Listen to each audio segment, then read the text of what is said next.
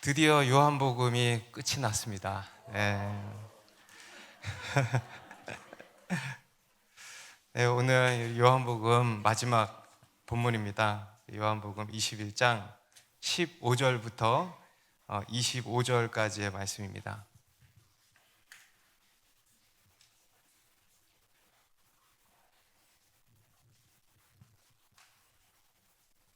요한복음 21장 15절부터 25절까지의 말씀, 저 한 절씩 읽겠습니다. 그들이 조밥 먹은 후에 예수께서 시몬 베드로에게 이르시되 요한의 아들 시몬아 네가 이 사람들보다 나를 더 사랑하느냐 하시니 이르되 주님 그러하나이다. 내가 주님을 사랑하는 줄 주님께서 아시나이다. 이르시되 내 어린 양을 먹이라 하시고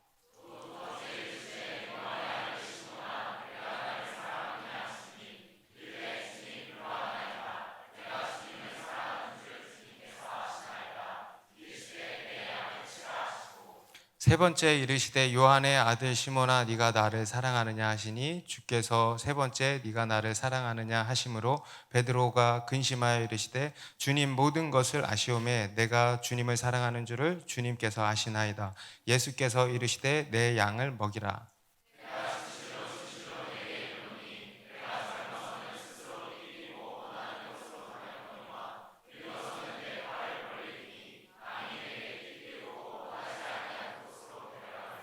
이 말씀을 하심은 베드로가 어떠한 죽음으로 하나님께 영광을 돌릴 것을 가리키심이러라. 이 말씀을 하시고 베드로에게 이르시되 나를 따르라 하시니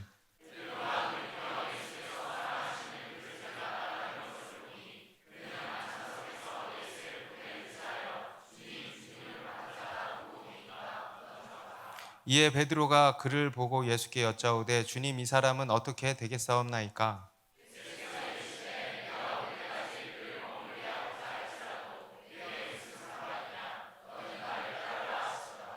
이 말씀이 형제들에게 나가서 그 제자는 죽지 아니하겠다 하였으나 예수의 말씀은 그가 죽지 않겠다 하신 것이 아니라 내가 올 때까지 그를 머물게 하고자 할지라도 내게 무슨 상관이냐 하신 것이로라.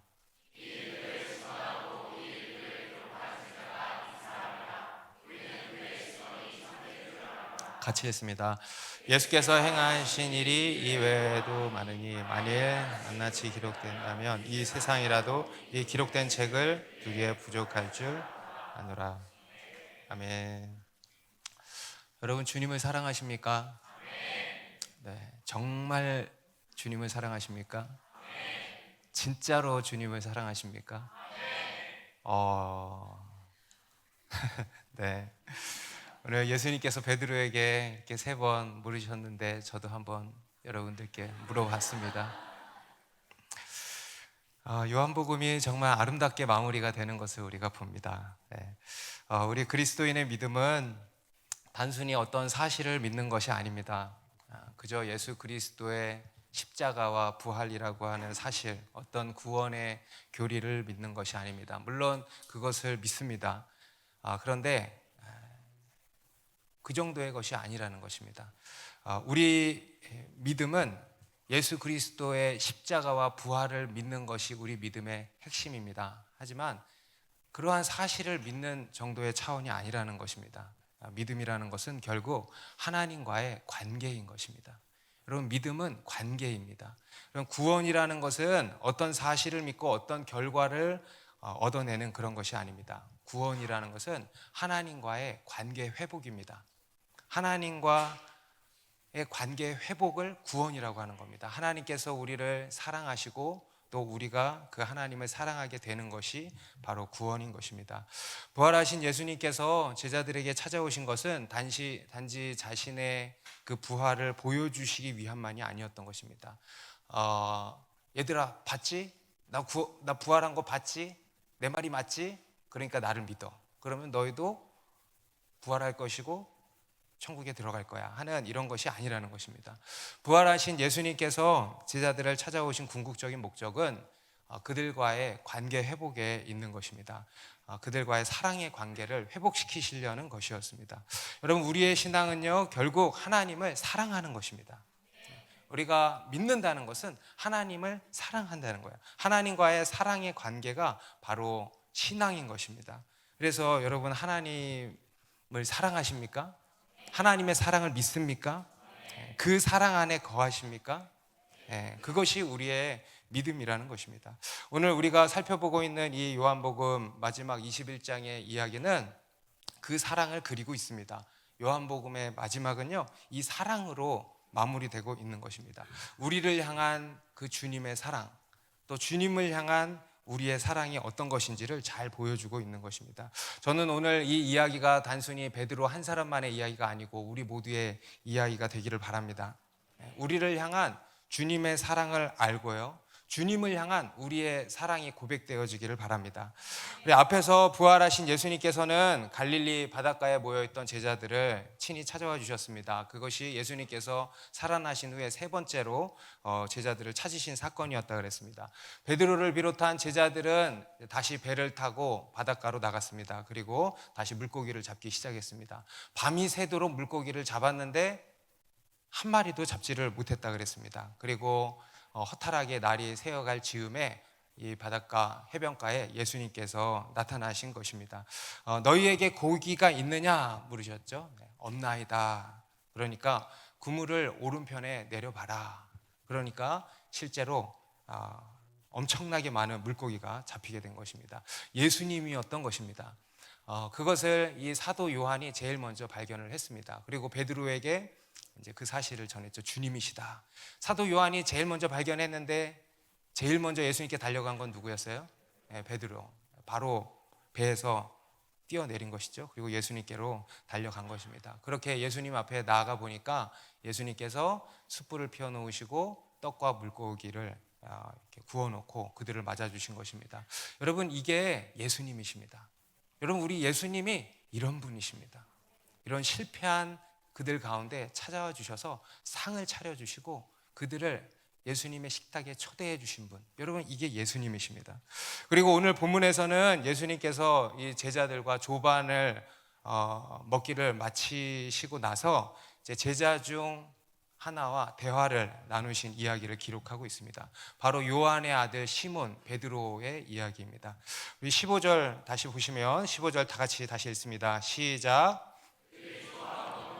예수께서 시몬 베드로에게 이르시되 요한의 아들 시몬아, 네가 이 사람들보다 나를 더 사랑하느냐 하시니 이르되 주님, 그러하나이다. 내가 주님을 사랑하는 줄 주님께서 아시나이다. 이르시되 내 어린 양을 먹이라 하시고, 예수님께서 베드로에게 물으신 것입니다. 요한의 아들 시몬아, 네가 이 사람들보다 나를 더 사랑하느냐.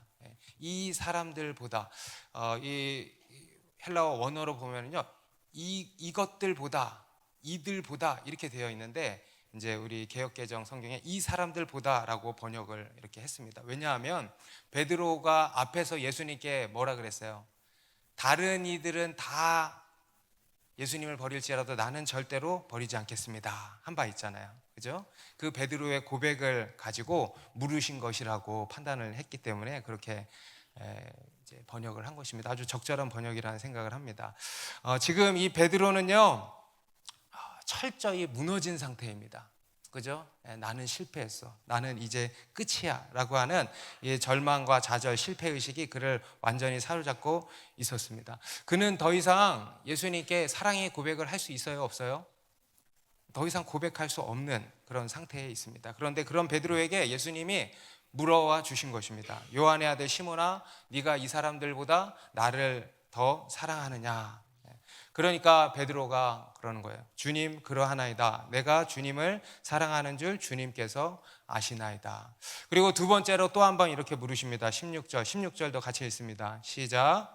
또 두 번째 이르시되 요한의 아들 시몬아, 네가 나를 사랑하느냐 하시니 이르되 주님, 그러하나이다. 내가 주님을 사랑하는 줄 주님께서 아시나이다. 이르시되 내 양을 치라 하시고, 또 한 번 물으시는 겁니다. 요한의 아들 시몬아, 네가 나를 사랑하느냐. 그러니까 또 다시 베드로가 주님, 그러하나이다. 내가 주님을 사랑하는 줄 주님께서 아시나이다. 그러니까 이제 또 한 번 세 번째로 물으시는 겁니다. 우리 17절도 다시 읽습니다. 시작. 세 번째 이르시되 요한의 아들 시몬아 네가 나를 사랑하느냐 하시니 주께서 세 번째 네가 나를 사랑하느냐 하심으로 베드로가 근심하여 이르되 주님 모든 것을 아시오매 내가 주님을 사랑하는 줄을 주님께서 아시나이다. 예수께서 이르시되 내 양을 먹이라. 세 번째로 예수님이 물으시니까 베드로가 어떻게 했대요? 근심했대요. 여러분 세 번 물어보는데도 근심하지 않으면 예, 그렇죠? 예, 근심했다는 거예요. 무슨 말입니까? 근심했다, 불안해했다, 두려워했다 이거죠. 왜 근심했을까요? 바로 예수님께서 잡히시던 날 밤의 일이 기억나지 않을 수 없는 것이죠. 예, 그때 자기가 세 번 예수님을 부인한 사실이 기억나지 않을 수 없습니다. 게다가 지금 이 피어오르는 숯불은요 그때를 더 생각나게 했을 것입니다.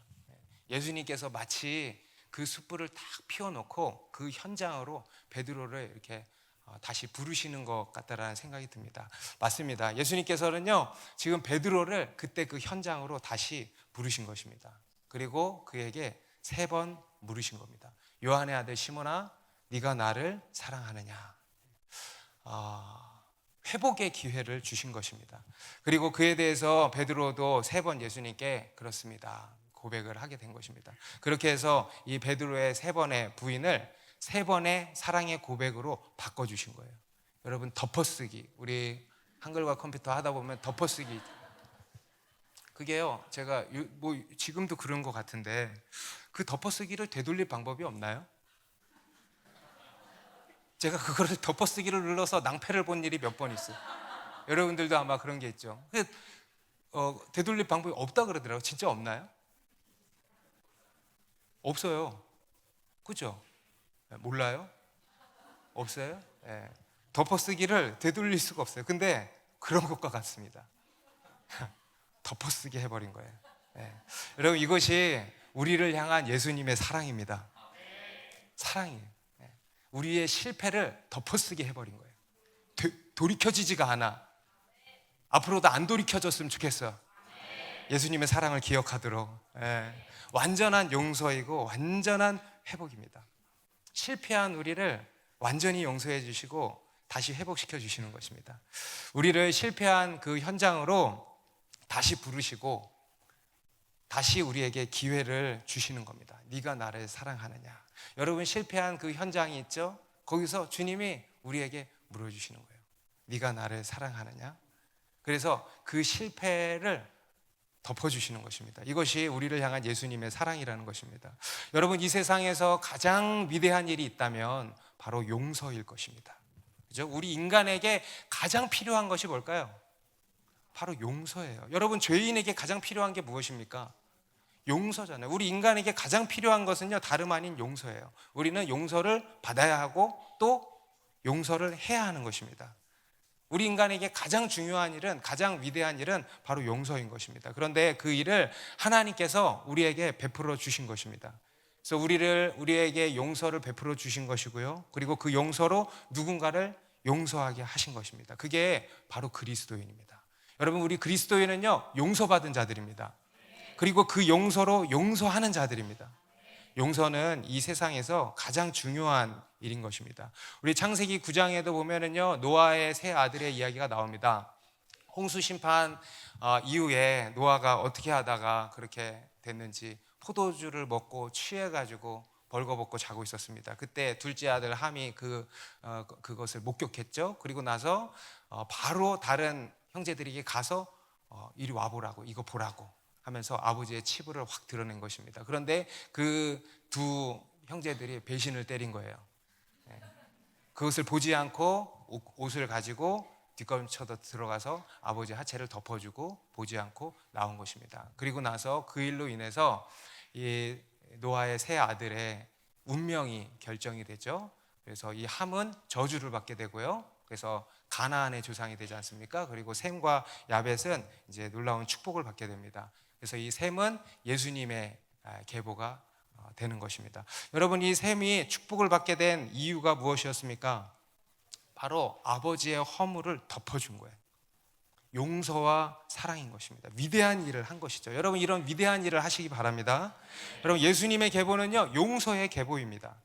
인간의 연약함이 고스란히 다 담겨 있어요. 인간의 실패투성이, 실수투성이 다 담겨 있는 게 바로 예수님의 계보입니다. 그런데 그 가운데 하나님의 놀라운 용서와 회복이 베풀어진 것이 바로 예수님의 계보입니다. 그리고 실제로 그 계보를 따라서 나신 예수님께서 그 위대한 일을 이제 이루신 것입니다. 그래서 십자가에 달려 죽으시고 부활하심으로 말미암아서 우리의 죄를 용서하시고 또 우리를 의롭다고 하신 것입니다. 그리고 실패한 우리의 인생을 다시 회복시키신 것, 그것이 예수님께서 하신 일입니다. 그리고 또 그것이 바로 이제 교회인 것입니다. 여러분, 교회는 이러한 용서와 회복의 역사가 있는 곳이 바로 교회입니다. 오늘 이 이야기는요, 오늘 이 요한복음 21장의 이야기는 교회의 초석이 되는 이야기입니다. 오늘 이 요한복음 21장 바로 뒤가 무엇입니까?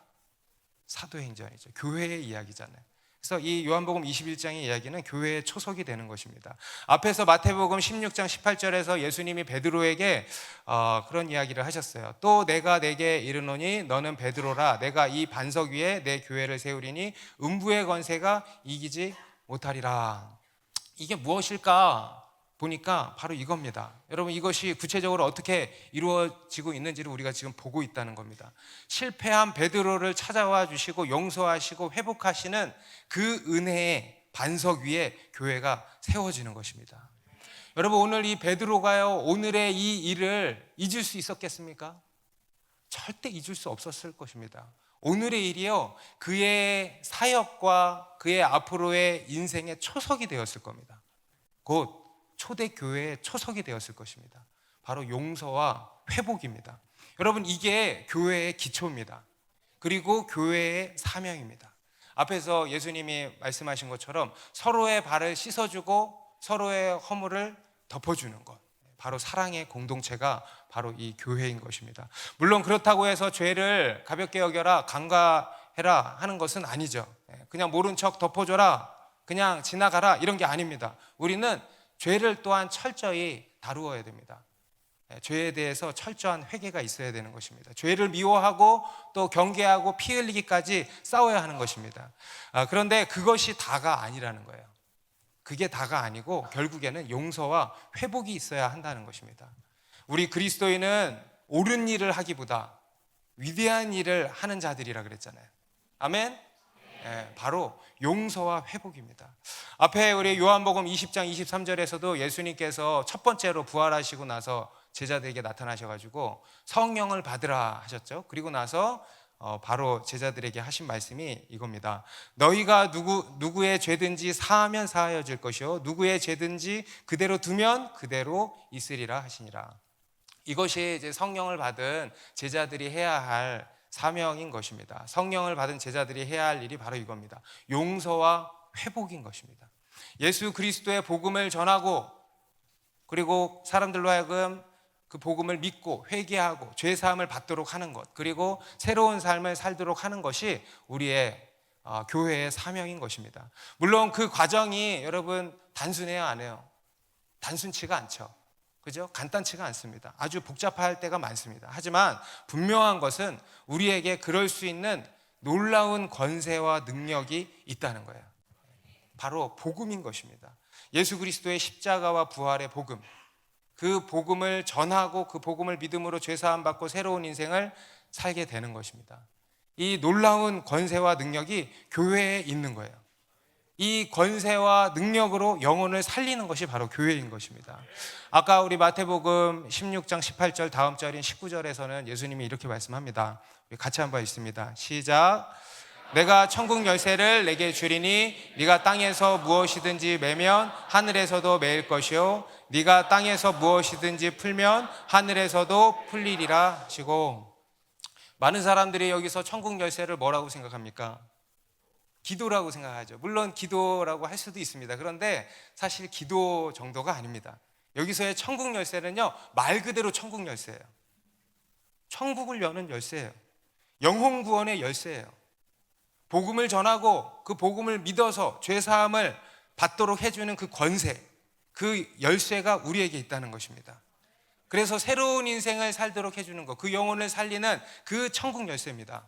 그 생명의 열쇠입니다. 그것이 바로 교회의 권세고 능력인 것입니다. 그 권세와 능력이 오늘 우리 가운데도 있는 거예요. 여러분, 그 권세와 능력이 우리 더 사랑하는 교회 안에도 있는 것입니다. 그리고 그 권세와 능력으로 용서와 회복의 역사가 우리 안에서 계속해서 일어나고 있는 거예요. 아멘입니까? 요즘에도 예전에도 그랬고 요즘에도 보면요, 그런저런 소식들을 계속 듣습니다. 누가 놀랍게 변화되고 있다, 누가 놀랍게 회복되고 있다. 어제도 어떤 한 목자님이랑 통화를 하는데, 교회 온 지 한 1년 좀 안 된, 작년 이맘때쯤 왔던 세런인데, 인생에 정말 여러 가지 일들을 막 다 겪으면서 너무 힘든 상태에서 왔대요. 그런데 요즘에 은혜의 본물이 터져버렸대. 그래서 여러분, 지금 새벽기도 하고 있잖아요. 새벽기도 와서 옷이 젖을 정도로 눈물을 그렇게 흘린대요. 매일 너무 은혜를 받는다는 거예요. 그리고 이제 성교도 가요. 그러니까 뭐 주 7일 교회 올 거 아닙니까? 너무 행복하게 지금 보내고 있다는 거예요. 여러분, 이것도 뭡니까? 용서와 회복인 것입니다. 또 어제 한 목자님도 카톡을 보내셨어요. 이런 목자님들의 자랑이 많아지면 좋겠습니다. 그래서 우리 셀의 여기는 이제 오랫동안 신앙생활했던 오래 묵은 신자인데, 그동안 그렇게 변화되지 않는데 주님이 요즘에 셀 모임 가운데 놀랍게 역사하신다는 거예요. 그래서 그 지체가 그랬대요. 자기가 이제까지 모임한 것 중에 가장 좋았다 그러더래요. 할렐루야. 예. 그런 용서와 회복의 역사, 여러분, 이것이 바로 복음의 능력인 것입니다. 이러한 복음의 능력의 역사가 우리 가운데 계속 있기를 바랍니다. 그렇게 예수님께서는 베드로에게 회복의 기회를 주신 것입니다. 요한의 아들 시몬아, 네가 나를 사랑하느냐 물으신 겁니다. 그리고 그에 대해서 베드로가 이렇게 고백을 한 겁니다. 주님, 그러하나이다. 내가 주님을 사랑하는 줄 주님께서 아시나이다. 여러분, 이것이 이제 바로 주님을 향한 우리의 사랑입니다. 앞에서 요한의 아들 시몬아, 네가 나를 사랑하느냐 물으신 것은 우리를 향한 주님의 사랑이었다면, 주님, 그러하나이다. 내가 주님을 사랑하는 줄 주님이 아시나이다. 이것이 주님을 향한 우리의 사랑인 겁니다. 바로 따라해 보세요. 겸손한 사랑. 우리가 몇 주 전에 주여 믿나이다, 나의 믿음 없는 것을 도와주소서 그랬죠. 그게 믿음의 고백의 정석이라 그랬죠. 오늘 이 베드로의 고백이 주님을 향한 우리의 사랑의 고백의 정석인 겁니다. 겸손한 사랑의 고백입니다. 여러분, 우리는요 결코 먼저 주님께 사랑한다고 할 수가 있을까 없을까요? 있을까 없을까요? 없어요. 여러분, 지금 베드로가 먼저 주님께 가서 주님 사랑합니다 할 수 있어요 없어요? 할 수 없는 거예요. 주님이 그에게 물어와 주시니까 고백할 수 있는 거예요. 우리는요 주님이 우리에게 물어와 주실 때 비로소 사랑을 고백할 수 있다는 것입니다. 여러분, 신앙생활 하면서 이런저런 여러 고민을 해보신 적이 있으실 것입니다. 특히 내가 과연 주님을 사랑하는 게 맞나 하는 이런 고민을 아마 다들 해보셨을 것입니다. 어떤 분들은 지금도 그런 고민에 빠져 계실지 모르겠습니다. 분명 주님을 사랑하는데, 그죠? 분명 주님을 사랑하는데 내 삶을 보면 그렇지 않다라는 생각이 드는 것입니다. 내가 과연 주님을 사랑하는 게 맞나? 자기 모순이죠. 여러분, 우리가 신앙생활하면 힘든 것 중에 하나가 뭐예요? 자기 모순이에요. 그죠?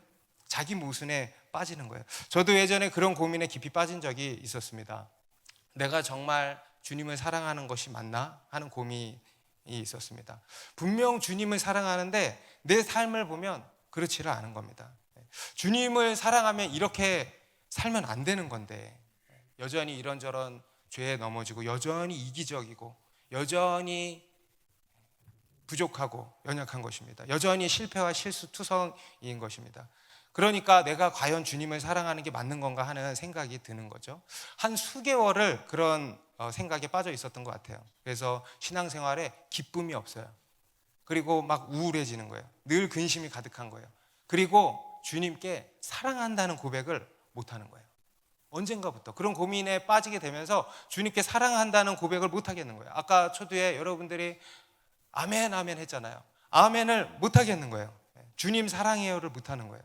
그러다가 어느 날 하루 교회에 왔는데 교회 주차장에 주차를 탁 하고 차에서 내리려고 하는데 이건 이제 제 개인적인 주관적인 경험입니다. 제 마음에 그런 음성이 들리는 거예요. 너 나 안 사랑하니? 라고 묻는 거예요. 그래서 제가 본능적으로 대답했어요. 생각도 안 하고 본능적으로 아니요, 저 주님 사랑해요. 그러니까 바로 그래, 나 사랑하잖아 그러시는 거예요. 그러면서 오늘 이 본문이 딱 생각이 나는 거예요. 이 요한복음 21장 이 이야기가 딱 생각이 나는 거예요. 그러면서 딱 이런 깨달음이 생기는 거예요. 아, 우리는 먼저 주님을 사랑한다고 할 수가 없구나. 주님이 우리에게 물어오실 때 비로소 사랑한다고 할 수 있는 거구나. 주님이 우리에게 손 내밀어 주실 때 그 손을 그냥 잡을 수 있을 뿐이구나. 그러면서 그 모든 고뇌가 싹 한순간에 사라지는 거예요. 완전히 자유해지는 거예요. 그때부터 마음껏 주님께 사랑한다는 고백을 할 수 있게 된 거예요. 과거에 저는 제가 주님을 사랑한다고 생각했습니다. 그리고 그렇게 내가 주님을 사랑해야 한다고 생각을 했습니다. 그러면 여러분, 우리가 사랑할 수 있을까 없을까? 내가 주님을 사랑한다고 하면 불가능한 거예요. 주님을 향한 우리의 사랑은 그런 게 아닌 거예요. 주님을 향한 나의 사랑도요, 나를 향한 주님의 사랑 안에서 가능한 것입니다. 아멘입니까? 내가 사랑할 수 있는 게 아니더라는 거예요. 나를 사랑하시는 주님의 그 사랑 안에서 가능한 거예요. 여러분, 제 아들이 종종 아빠 사랑해 그래요. 요즘에 유독 많이 그래요. 그래서 제가 퇴근하고 집에 가면은요, 아들에게 이렇게 하면은 아들이 달려요. 그러면 탁 안겨요. 그럼 제가 이렇게 탁 막 흔들어줘요. 그러면 항상 그래요. 아빠 사랑해 그래. 그런데 여러분, 그걸 가지고 제가 웃기고 있네. 네가 사랑을 알아? 네가 아가페를 알아? 그러겠습니까? 아니죠. 여러분, 정말 오늘 본문에서 놀라운 사실이 뭔지 아십니까? 17절에 네가 나를 사랑하느냐 하는 그 사랑이요, 아가페가 아니고 필레오예요. 예수님이요, 베드로를 그렇게 배려해서 물어주시는 거예요. 여러분, 저희 아들이 저한테 막 이렇게 사랑한다고 할 때 제가 그것을 매몰차게 하지 않잖아요. 아빠도 갈렙이 사랑해 하는 거 아닙니까? 저를 향한 갈렙이의 사랑이 무슨 사랑이겠습니까? 그게 말도 안 되죠. 그런데 여러분, 그 사랑이 말이 되는 거예요. 어떻게 그럴 수 있냐? 갈렙이를 향한 아빠의 사랑이 그렇게 만드는 겁니다. 갈렙이는 저를 사랑할 수 없어요. 그런데 갈렙이를 향한 아빠의 사랑이 아빠를 향한 갈렙이의 사랑을 가능케 하는 거예요. 이해되십니까? 오늘 이 베드로도요, 그것을 철저히 깨달은 거예요. 오늘 이 베드로는 앞에서 예수님을 끝까지 따를 것이라고 호언장담했습니다. 주님을 끝까지 사랑할 겁니다 라고 자신만만하게 사랑을 고백했습니다. 그런데 어떻게 됐어요? 철저히 실패했죠. 그런데 그런 베드로에게 예수님이 다시 찾아오셔서 손을 내밀어 주시는 거예요. 네가 나를 사랑하느냐. 그러니까 베드로가 그제서야 고백을 하는 거예요. 주님, 그러하나이다. 내가 주님을 사랑하는 줄을 주님이 아시나이다. 그럼 베드로의 고백이 바뀌었죠. 그죠? 앞에서는 내가 주님을 사랑합니다 그랬어요. 그런데 여기서는 뭐라 그래요? 내가 주님을 사랑하는 줄 주님께서 아시나이다. 이러한 고백으로 바뀐 거예요. 의기양양한 사랑이 아니고요, 겸손한 사랑으로 사랑의 차원이 달라진 거예요. 그 사랑을 깨닫고 배우게 된 것입니다. 그리고 예수님께 이렇게 고백하게 된 거예요. 여러분, 우리가 주님께 사랑을 고백할 수 있는 것은 주님이 우리에게 물어와 주셨기 때문입니다. 네가 나를 사랑하느냐. 특히 우리가 실패한 그 지점에서, 우리가 넘어져 있는 그 지점에 찾아오셔서 물으시는 거예요. 네가 나를 사랑하느냐. 그때 우리가 이렇게 고백하는 겁니다. 네, 주님, 그렇습니다. 내가 주님을 사랑하는 줄을 주님이 아십니다. 우리 한번 따라해 보시죠. 네, 주님, 주님을 사랑합니다. 내가 주님을 사랑하는 줄 주님이 아십니다. 여러분, 이러한 겸손한 사랑의 고백이 우리 가운데 일어나기를 바랍니다. 이게 주님을 향한 우리의 사랑입니다. 그리고 그렇게 주님을 사랑하는 자에게 주님이 우리 주시는 또 한 가지 선물이 있습니다. 바로 사명입니다. 미션을 주신다는 겁니다. 새로운 삶, 새로운 인생을 주시는 겁니다. 여러분, 지금 베드로가 예수님의 물음에 제가 주님을 사랑하는 줄 주님이 아십니다. 곧 주님을 사랑합니다. 그렇습니다 라고 그랬어요. 그러면 예수님도 뭐라 그래야 돼요? 나도 너를 사랑한다 이렇게 하셔야 되는데, 그러지를 않고 뭐라 하시냐면 내 어린 양을 먹이라, 또 내 양을 치라, 또 내 양을 먹이라 하시는 거예요. 사명을 주시는 겁니다. 미션, 비전을 주시는 겁니다. 우리에게 주님의 일을 맡기시는 거예요. 주님의 일에 우리를 불러주시는 거예요. 이것이 여러분 예수님께서 오늘 제자들을 회복하시는 궁극적인 목표였습니다. 사명의 회복입니다. 그리고 그로써 제자들로 하여금 새로운 인생을 살도록 하신 거죠. 인생의 차원이 달라지는 거예요. 앞에서는 물고기를 낚는 어부들이었는데 이제는 뭐예요? 사람을 낚는 어부들이 되게 하신다라는 겁니다. 여러분, 하나님께서는요, 그 사랑하는 자에게 무엇을 주시는가 하면 사명을 선물로 주십니다. 여러분, 하나님이 우리에게 이것저것 다 주시지만 쉽사리 주시지 않는 게 뭔지 아세요? 바로 영혼입니다. 하나님의 영혼은 아무한테나 안 준다는 말이 있어요. 다른 거는 다 줘도 영혼은 아무한테나 안 준다는 거예요. 누구에게 주시냐면 주님을 사랑하는 자에게, 하나님이 사랑하시는 자에게 그 영혼을 선물로 주신다는 거예요. 영혼을 맡겨주신다는 거예요. 사명을 주신다는 겁니다. 비전을 주신다는 겁니다. 주님의 위대한 일에 불러주시는 거예요. 그리고 그로써 하나님과 큰 기쁨과 영광을 누리게 하시는 겁니다. 여러분, 이것이 우리를 향한 주님의 또 하나의 사랑인 것입니다. 여러분, 성경의 이야기가 다 그렇지 않습니까? 우리 열왕기상 19장에도 보면은 이 엘리야가 실패하고 나서 호렙산에 딱 처박혀 있을 때 하나님이 그를 찾아가시죠. 여기 보면 천사가 찾아갔다고 나와요. 가서 먼저는 숯불에다가, 거기서도 숯불에다가 떡을 굽고 물을 마시게 했어요. 그 육신을 회복시켜 주신 것이죠. 숯불에다가 떡을 구워줬다. 저는 그걸 보고 이 천사는 예수님일 거라고 저는 믿습니다. 오늘 본문과 굉장히 흡사한 본문입니다. 그리고 나서 이제 그 영혼을 소생시키십니다. 그리고 나서 마지막으로 어떻게 하시냐면 그에게 새로운 사명을 주세요.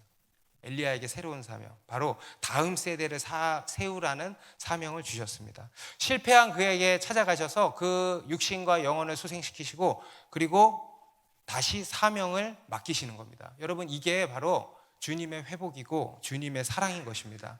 그 외에 다른 성경의 모든 이야기도 다 그렇습니다. 하나님께서요, 누군가에게 찾아오셔서 뭘 주셔요? 복을 주십니까? 그냥? 잘 먹고 잘 사는 복? 그게 아니죠. 사명을 주시는 거예요.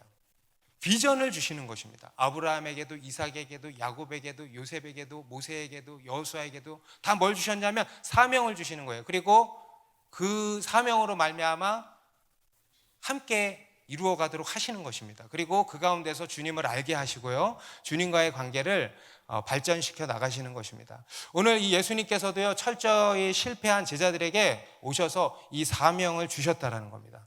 예수님께서 실패한 제자들에게 사명을 맡기셨다는 거예요. 여러분, 사명을 맡겼다, 실패한 그들에게 사명을 맡겼다, 무엇을 의미합니까? 그들을 믿어주신다는 거예요. 신뢰해 주신다는 거예요. 여러분, 누가 나를 믿어준다 그러면 어때요? 힘이 나죠. 그죠? 격려해 주시는 거예요. 여러분, 믿을만 해서 그런 것입니까? 제자들 지금 막 이렇게 다 도망갔다가 나타났는데 믿을만 합니까? 든든합니까? 그래서 이렇게 사명을 맡겨주시는 겁니까? 아니죠. 바로 사랑인 거예요. 사랑, 격려입니다. 여러분, 사랑은 믿어주는 것입니다. 사랑은 용서하는 것이고요, 또 용납해 주는 것이고요, 그리고 사랑은 끝까지 믿어주는 거예요. 아멘입니까? 우리 고린도전서 13장 7절에도 보면은요, 사랑에 대해서 이렇게 말씀합니다. 다 같이 읽습니다. 시작. 모든 것을 참으며 모든 것을 믿으며 모든 것을 바라며 모든 것을 견디느니라. 사랑이 뭐래요? 모든 것을 믿는 거예요. 믿는 거. 믿음직스러워서 믿는 게 아니에요. 여러분, 자녀가 믿음직스러워서 믿는 게 아니잖아요. 못 믿었잖아요. 그런데 믿어주는 거예요. 왜? 사랑하니까. 사랑은 믿는 것입니다. 그리고 그렇게 믿을 때 사람이 변화되는 거예요. 그렇게 믿을 때 사람이 성장하는 것입니다. 여러분, 우리 인간은요, 신뢰를 받으면은요 성장하는 거예요. 칭찬과 격려를 받으면은요 잘하는 것입니다.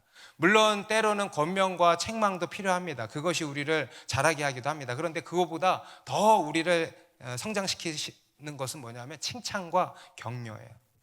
곧 신뢰가 우리를 성장하게 만드는 것입니다. 그러니까 예수님께서도 이 제자들을요 그렇게 신뢰해 주신 거예요. 그리고 기회를 주신 것입니다. 이게 예수님이에요. 정말 넓은 분 아닙니까? 네. 이것이 제자들을 향한 이 예수님의 사랑이었던 것입니다. 그리고 이제 두 번째로 예수님께서 베드로에게 사명을 주신 또 한 이유가 있는데, 이제 앞에서는 사랑이고 이것은 이제 좀 실제적인 이유가 되겠는데, 바로 베드로가 실제로 그 사명을 맡기에 합당한 자로 준비되었다라는 겁니다. 준비되었다는 거. 어떻게 무슨 준비가 됐다는 거예요? 이렇게 철저히 실패했는데, 바로 앞에서 얘기했던 겸손이에요. 겸손해진 거예요. 겸손한 사랑을 배운 거예요. 그는 실패자였습니다. 그런데 그 실패를 통해서요, 겸손을 배우게 된 거예요. 여러분 실패하셨습니까? 그러면 겸손을 배우게 되시기 바랍니다. 겸손한 사랑을 배우게 되시기 바랍니다. 여러분, 과거에 베드로는요, 어떤 사람이었어요? 주님, 제가 하겠습니다. 제가 할 수 있습니다. 저에게 다 맡겨주십시오 하는 이런 자신만만한 사람이었잖아요. 그런데 그럴 때 어떻게 됐습니까? 철저히 실패했어요. 무너졌어요. 그런데 지금은 어때요? 주님, 저는 못합니다. 저는 아무것도 아닙니다. 저는 아무것도 할 수 없습니다. 저는 주님이 필요합니다 하는 것입니다. 이게 바로 사명을 받을 준비가 됐다라는 겁니다. 그래서 사명을 주신 거예요. 여러분, 모세도 그랬죠. 나이 마흔에 내가 가진 힘을 가지고, 내가 가진 권력을 가지고 하나님을 사랑하고 또 내 동족을 구원해 보겠다고 설치지 않았습니까? 그러다가 어떻게 됐어요? 사람 때려 죽이고 사고만 친 거예요. 그런데 그렇게 해서 나가서 광야에서 40년을 돌다가 나이 80이 되었을 때 하나님이 찾아오시죠. 그래서 너를 통해서 내가 이스라엘을 구원할 것이다, 바로에게 가라 하니까 모세가 뭐라 그래요? 저는 못 갑니다. 보낼 만한 자를 보내소서 그러잖아요.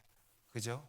그게 바로 모세가 하나님의 사명을 맡을 준비가 되었다라는 겁니다. 모세가 볼 때는요, 나는 이제 안 돼, 나는 이제 끝이야. 우리 인간의 눈으로는 그렇게 볼 수밖에 없어요. 그런데 하나님께서는요, 이제 됐다, 이제 준비가 됐구나 하시는 거예요. 제가 얼마 전에도 한 형제를 만나서 이런 예를 들어서 얘기를 한 적이 있는데, 여러분 김치 좋아하세요? 김치 좋아하세요? 그 형제는 김치 제일 싫어한다 그러더라고. 예. 여러분, 김치가 그냥 배추에다가 양념 무치면 김치가 됩니까? 아니죠. 뻣뻣한 배추로는 김치를 만들 수가 없어요. 어떻게 돼야 됩니까? 소금에 절여야 돼. 너덜너덜해져야 돼. 너덜너덜해져야 맛있는 김치가 나오는 거예요. 여러분, 하나님이 우리를 쓰실 때도 마찬가지입니다. 내 생각, 내 계획, 내 의, 내 힘, 교만으로 빳빳해져 있으면은 쓸 수 있어, 없어? 없는 거예요. 과거의 베드로가 그랬고 과거의 모세가 그랬던 것입니다. 그런데 광야에서 소금물에 들어가서 절여지니까 그때야 주님이 됐다 하시는 거예요.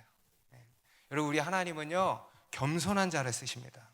겸손한 게 뭐냐면요, 소금물에 절여지는 거예요. 이것을 기억하세요. 소금물에 절여지세요. 그러면 때가 되면 하나님이 들어서 쓰실 것입니다. 그러니까 그런 측면에서 이 베드로는 하나님께서 쓰실 자로 준비가 되었다라는 겁니다. 여러분, 하나님께서는 사랑하는 자에게 사명을 주십니다. 겸손히 하나님만을 의지하고 사랑하는 자에게, 그냥 사랑하는 자가 아니고 겸손히 하나님을 의지하고 사랑하는 자에게 사명과 비전을 주십니다. 그것이 우리에게 주시는 주님의 사랑입니다. 여러분, 이러한 선물을 받으셨습니까? 이러한 선물을 받게 되시기 바랍니다. 그리고 이것은 또 주님을 향한 우리의 사랑이기도 한 것입니다. 우리를 향한 주님의 사랑이기도 하고 주님을 향한 우리의 사랑이기도 한 겁니다. 사명은요, 우리를 향한 주님의 사랑이면서 동시에 주님을 향한 우리의 사랑 표현이 바로 이 사명이에요. 우리는 주님을 사랑함으로 주님이 맡기신 사명을 감당하는 것입니다. 그 사명이 오늘은 뭐라고 나옵니까? 바로 주님의 양을 돌보는 거예요. 하나님이 우리에게 영혼들을 맡기신다는 겁니다. 그리고 그 영혼들을 돌보는 거, 목양이라 그러죠. 목양. 목자의 사명을 맡기시는 거예요. 우리 더 사랑하는 교회에도 목자들이 있잖아요. 그런데 그런 목자만이 아니에요. 이 자리에 계신 우리 모두가 다 주님의 목자로 부름을 받은 것입니다. 아멘입니까? 우리 모두에게요 맡기신 영혼들이 있다는 거예요. 우리가 거들떠도 보지 못해서 그렇죠. 맡기신 영혼이 있어요. 그리고 우리를 여러 형태로 목자로 부르셨다는 것입니다. 특히 오늘 이 예수님께서는요 이 목양에 대해서 세 가지로 나눠서 말씀을 하십니다. 먼저는 내 어린 양을 먹이라 그러세요. 여러분, 목자가 할 일은요 첫 번째 양을 먹이는 일이에요. 그죠? 그런데 여기서는 보면 내 어린 양을 먹이라 그러죠. 뒤에서는 그냥 양을 먹이라 그러시는데, 바로 믿음이 약한 그런 어린 자들, 초신자들이라고 할 수 있겠죠. 그들을 먹이라는 거예요. 그들에게 하나님의 말씀을 먹이고 그 영혼을 먹일 뿐만 아니라 그들의 육신의 피로도 우리가 같이 돌봐주는 것입니다.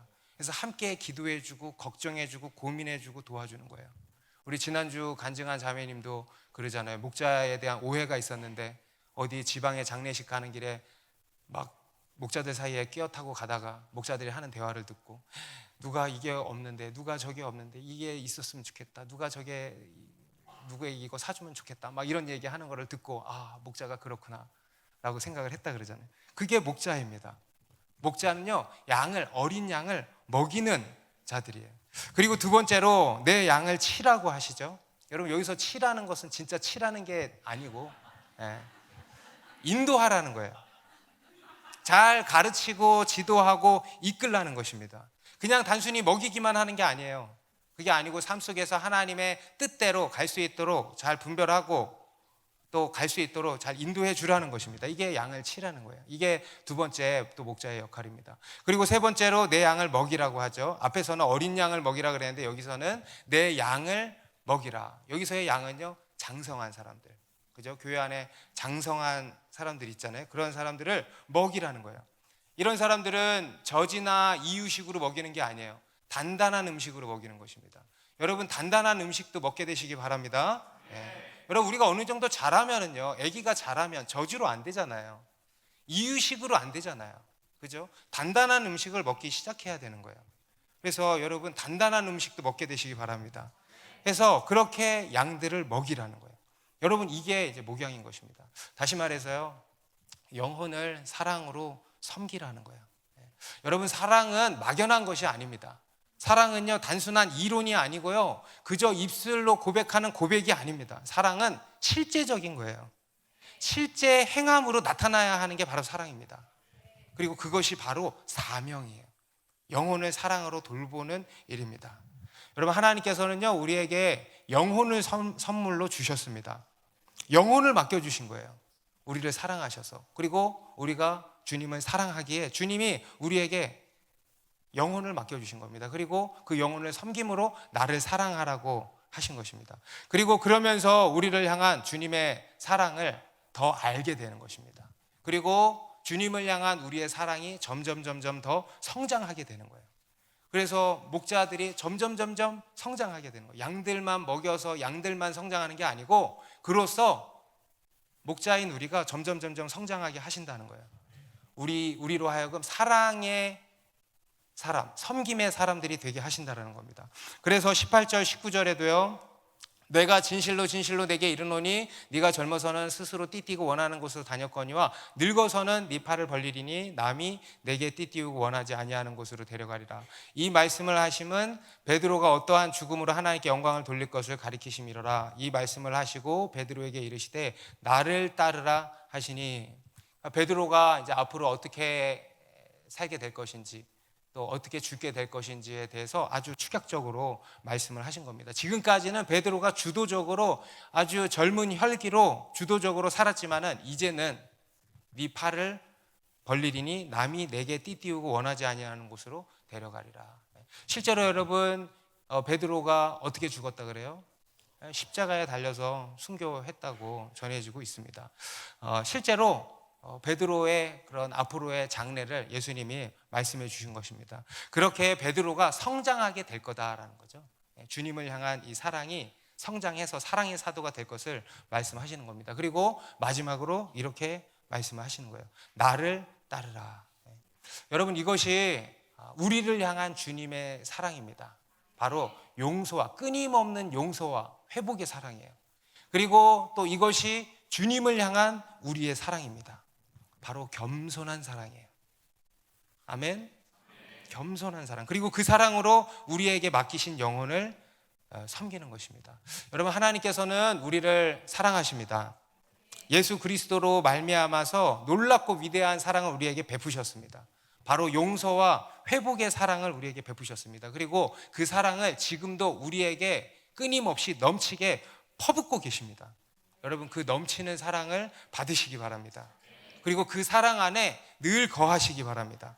그리고 그 사랑으로 주님이 맡기신 사명을 감당하시기 바랍니다. 바로 영혼을 살리는 일이죠. 그 위대한 사명과 비전이 우리에게 주어진 것입니다. 그 위대한 일들이 우리 더 사랑하는 교회와 셀과 가정과 여러분의 인생 가운데 끊임없이 놀랍게 일어나기를 주님의 이름으로 축복합니다. 기도하겠습니다.